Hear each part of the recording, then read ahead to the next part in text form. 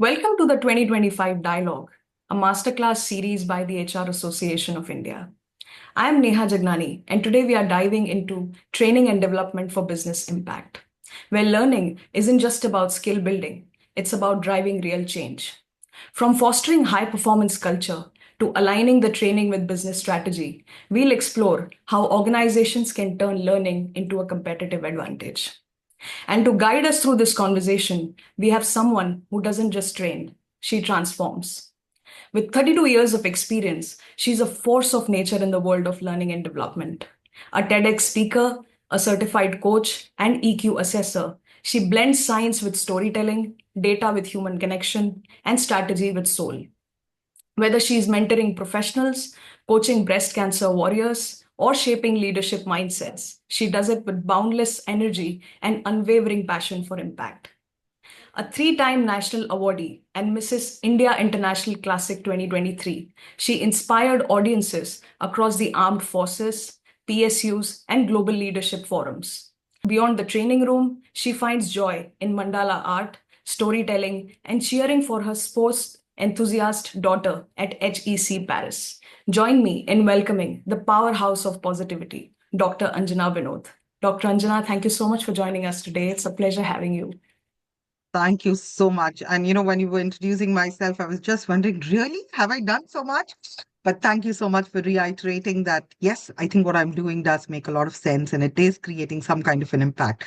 So thank you for that pat in the back. It really means a lot. Thank you so much. It's a pleasure, Dr. Anjana. So to kick things off, my first question to you would be, how can organizations ensure that the training programs are directly aligned with the overarching business goals of the organizations? A very interesting question. When we talk about organizations and when we talk about training programs for an organization, there are two sets of organizations in the business world. Okay. One for whom it's a tick in the box activity. I have this budget. I need to finish training programs. Kuch bhi kara do, but do it. Sure. The major chunk today of HR is the one which is actually seeking the ROI to a large extent. For them, aligning every training program becomes very important. So I'm going to answer this question in the form of an acronym. The first acronym that I feel is very, very important to ensure training programs are aligned to business goals is called align. Is my program aligned? When I mean align, what do I mean? Assess. Are the business objectives and skill gaps clearly assessed? Different techniques to assess, to understand this is my objective, these are the skill sets, these are the competencies which are required. Do I have my people with these competencies? Then can I link these training initiatives that I have to the strategic priorities that I have in my organization? How am I actually involving the leadership in getting these things done? What are my measurement tools, my evaluation or my gauging matrix for the KPI, KIs that I've defined? And then when I talk about nurturing and continuous improvement, what am I doing for these people? Because while I talk align, which is assess, link, involve, gauge, and nurture, what is very, very important for us to also understand is a very simple fact that, while we talk about these aspects, am I training my people to do this? So when I say train, I'm talking about what is my target? Is my business objective, my learning objective, and my company objective very clearly aligned? Do I really recognize these gaps when I'm doing these assessments regularly to check that? Right. What kind of alignment am I looking at? And who is involved in taking these decisions? How am I nurturing these decisions? So I think a simple technique is, am I really involved? Am I evaluating it correctly? Is my business goal defined? What competencies are needed for that defined? Do I have those competencies? How do I check? How do I check if my competencies, these are the needed competencies and I work on this? When we are able to do align and train in a very clear framework, you get the answer that you're looking for. Fantastic. That's a great perspective, Dr. Anjana. It highlights how critical it is to evaluate firsthand and set clear expectations in order to, foresee that alignment to the business objectives. Thank you so much. So, Dr. Anjana, my next question is, what KPIs do you recommend to assess the impact of a particular training program on the organization performances? Now, this is a very interesting question because generally when I send an outline to any of the HR, the first thing they ask is, what are my people going to take away from this? Right. And my answer is, I don't know. And they look at me, no, no, no, we need ROI on investment. I said, yeah, but how can I guarantee an ROI? Like, I can't tell you what to do, correct? I can probably show you the path. Walking that path is a decision that you completely have, correct? So when I talk about the impact that a KPI or a KRA for a training will indicate and see is number one, I need to have very clear metrics for improvement. How am I going to track the employee performance? What is my measuring matrix going to be? And when I talk about performance enhancement, what does it really mean?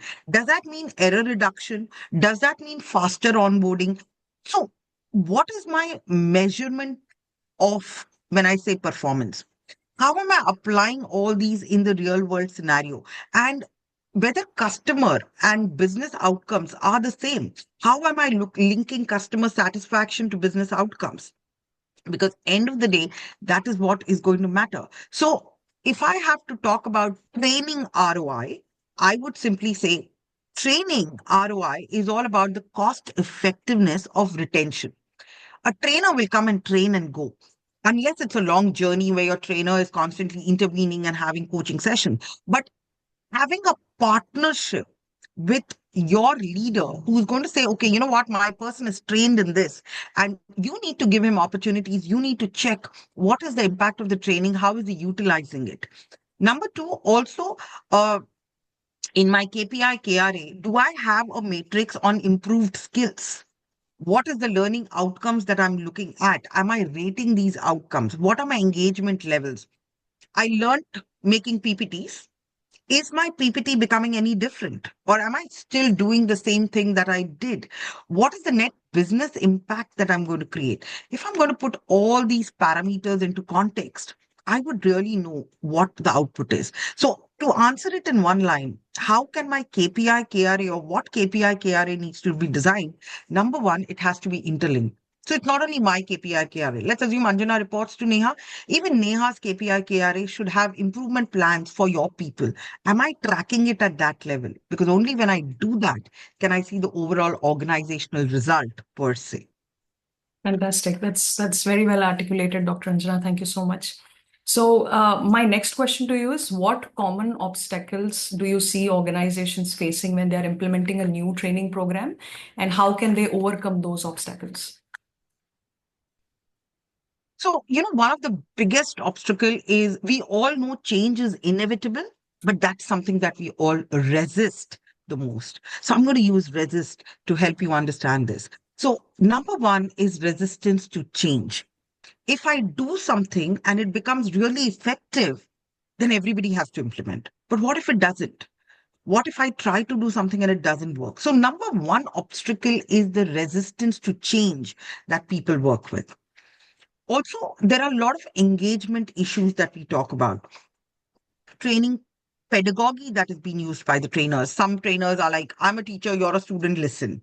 Sometimes it's a two-way. Sometimes it's gamification based. Sometimes it becomes so interesting that, even if it is an online and I have to do it myself, I'm more than interested in doing it. So how do I captivate my audience? What do I really do so that my engagement becomes much better? Because if I'm not engaged, I will not be able to show the results that we are looking out for. Third biggest obstacle is the stakeholder buy-in. A lot of times stakeholders come back saying, oh, we can't release resources. Or even when their resource isn't training, yes, sir. Yes, sir. Okay. Okay, sir. You are breaking the flow of the thought process of it. If your stakeholder understands the fact that this competency, when developed, is going to help me in these places, developing that competency of your subordinate or of your department becomes your responsibility. Also, what kind of formats are we using as training platforms? Am I using hybrid? Okay, you know what? attend a 2-day program, then you can do an online module to refresh your. So, what kind of flexibility am I offering in the way I am delivering or designing my program? Also, sometimes it is very, very important. I learn something new. So, say we are 5 people in the room, 5 people learn something new, super enthusiastic. We can do this. This is implementable. But ultimately, I'm going back to the bunch of 20 people who didn't attend the program. So I'm moving back to an environment where whatever I committed, whatever I learned, whatever confidence I've had, I lose out on that when I go ahead with back to that. So how do I sustain that changes? How do I reinforce those changes? Very, very important. And am I measuring whatever I'm doing? Because ultimately, when we talk about overcoming challenges, it's all about the blocks that we have. If I have a leadership buy-in, if I have a learning ability to go ahead, also, am I overloading a lot of information and having a lot of expectations from my person who's training?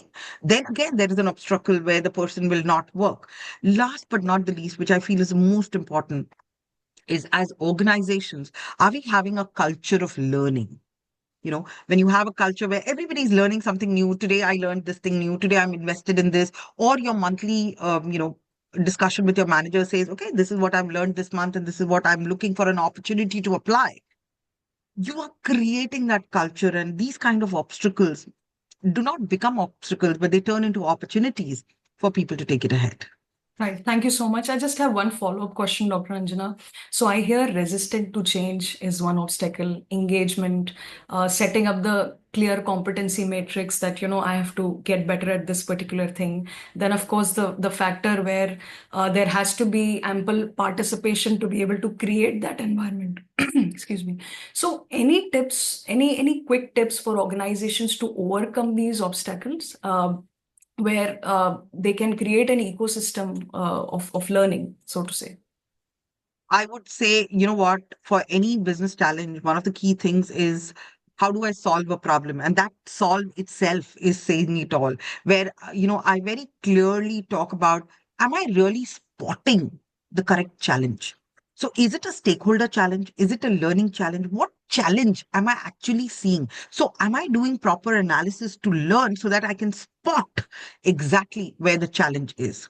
Right. Number two, how am I organizing myself? How am I prioritizing myself? How am I structuring myself after spotting the challenge? What are the kind of questions I'm asking myself to address the challenge that comes across? How am I validating what challenge I've identified?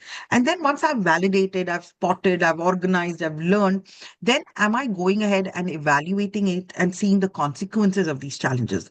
So a simple statement: spot what is the challenge, analyze and understand, is this the real challenge? And if it is, how do I work with this challenge to take it to the next level? So that kind of works brilliantly well. So, great insights. My next question, Dr. Anjana, is how can action learning be utilized to address real world business challenges within an organization? Yeah. So, when we talk about action, it's all about doing something, right? So it's about acting now. When I say acting now, it's all about making sure that when I'm looking at a real world scenario, what is the current market like? We all know what happened to Nokia. We all know what happened to Kodak, correct? Kodak. Now, purely because they did not envisage the change that was coming, or they took it at a lighter level. Any organization, when you have a trained resource, there are two things that an organization looks at. Number one, am I okay with a mediocre resource working with me? Number two, what if I train him and he leaves and goes because there are better opportunities outside? Right. So while you are training and uplifting your resources, you need to also create a platform for those opportunities for this person to apply what they have learned. Right. So either I am happy with a mediocre resource, which means my whole organization becomes mediocre, or number two, I am okay to upskill my resource, but create an environment where market is not, feeling excited to, market is feeling excited to hire him, but my employee is not excited to leave the organization and go. Can I create that culture in the organization where, my employee feels the value and the worth of staying here? So Action learning happens when I identified something, I worked on it, gave him the opportunity, he learned a new skill, but I'm not giving him a platform to apply it. The person will definitely leave you and go. So, what is very, very important is while I say this, it's very important. What kind of application platform for the new learning am I giving my people? Number one. Number two, am I understanding what the market is asking for? Am I training my resources to level up with the market? So, am I looking at a futuristic opportunity? What kind of environment have I created within my system? What kind of interaction? So, see, for example, if I'm running an organization and I have a sales team, I understand what the market is demanding for sales. But my sales guy, when they go out in the market, they have real life challenges. Yeah. Am I creating a platform where they can feed in and tell me that, Anjana, these are the challenges we face in the market. I wish I could address these, or I wish these could be, put forward in a very beautiful manner so that I can take it and structure it that way. Right. That's your actual pool of data from where you can emerge and take it to the next level. So these are feet on the street, which are your inputs, and how seriously we take them makes a world of difference.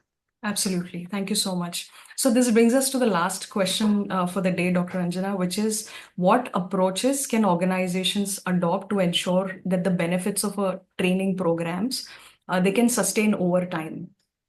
Mm. Uh, Anything that you learn, and if you don't practice it, if you don't apply it, it fizzes out, correct? So something that you've learned and you have applied regularly will always stay fresh in your mind. Right. So for anything to retain, reinforcement is the first step for any organization. How am I reinforcing my training programs? I learned, I did a 3-day program, I came back, I applied. What is after that? Are we creating internal resources who are going to reiterate? Are we creating resources where you have to teach back to the people what you have learned? How am I tracking what I have learned? Where all have I applied? What all challenges have I faced? So, I was training one of the organizations and it's a 1-year contract that we had, but it's been 7 years and we still have the WhatsApp group equally active.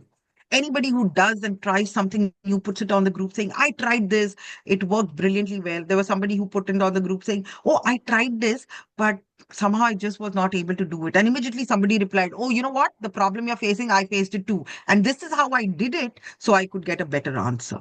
So anything where you have guidance, where you have reinforcement, where you have optimization of a resource, or there is a weave back which is possible, will definitely ensure that the benefits of the training program are long lasting. And then probably, some organizations also have the reward and recognition. We say that, okay, you know what, best implemented training program or maximum people with this kind of a skill set because one person attended the training program. A lot of times your questions get answered when you have somebody in the group who is reiterating, reinforcing, working on it on a regular basis. No. Learning something is very easy. That time we are super excited. But what happens after that is we tend to forget what we learned, right? Because we didn't apply it. It's good to have notes and good to have manuals.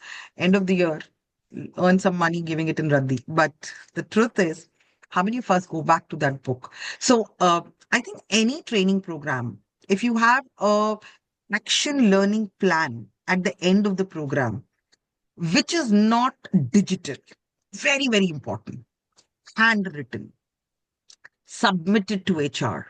And the HR is actually tracking that these 3 changes were expected to be seen from you, and you're actually showing these 3 changes. You maintain a journal where the person says, I applied it here, here, here. This was the occasion, this was the situation, this is where I applied it. Journaling it, and somebody who's monitoring that journal could be your direct reportee, could be an HR, depending on what the organization culture is like, only reiterates the fact that you will never forget something that is done. And probably a follow up session, which could be probably internally done with the same group of people. I'm not saying hire that same trainer again and get it done. No. Have your internal brand ambassadors who are taking this conversation to the next level. Every quarter they meet. We learned this in the training program. What did we apply? What did we do? Sustainability of that becomes very powerful and impactful at the end of the day. So, thank you so much, Dr. Anjana. So this actually brings me to the first thing that you said initially, that for some organization, training is just a tick in the box. Tick in the box So activity. Yeah, so this approach, if avoided, you can actually create an ecosystem where learning is not just sustained, it is a continuous process. And as you rightly mentioned, there has to be follow-ups, there has to be clear expectations, communications, and of course recognitions as well in this. So thank you so much. That was a great perspective. So Dr. Anjana, this brings us to the end. I thank you on behalf of HRAI for taking out time and sharing such wonderful perspectives. I'm sure Thank you. our listeners and audiences are going to greatly benefit from your insights. Thank you so much. Thank you so much. It was absolutely an honor and a pleasure to be on this platform. Thank you. Thank you. I'll just have a quick note to our listeners, Dr. Anjana. Thank you so much for tuning into this masterclass. We hope that you got some fresh perspectives to think about today. Until we meet next time, keep learning and innovating. Thank you.